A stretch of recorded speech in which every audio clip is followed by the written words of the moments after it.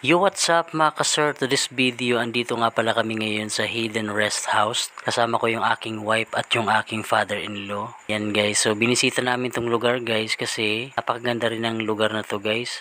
300 square meter yung lawak nitong property guys. At isa sa mga nagustuhan ko yung kanyang cabin guys. Ayan o, triangle guys. So yan, papakita natin yung loob niyang cabin na yan guys. So cute na ako sa mga design yan guys. So nasa 300 square meter nga pala yung lawak nitong property guys. So goods to para sa mga birthday party, sa mga kasal.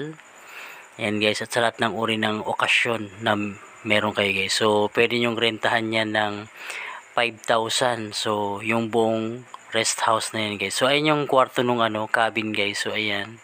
So sa mga gusto magpahinga, yan nga guys. Kaya goods na rin yan guys. At sa mga gusto magparty yan yan, tingnan namin yun napakalawak.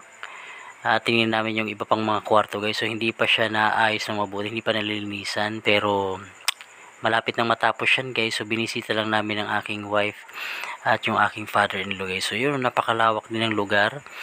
So ayan guys, so good yan sa mga gusto mag birthday party, binyag, lahat ng uri ng okasyon guys. So 5,000 lang yung kanyang rent. Buong rest house na yan guys. So lahat na yan, kasama na dyan lahat.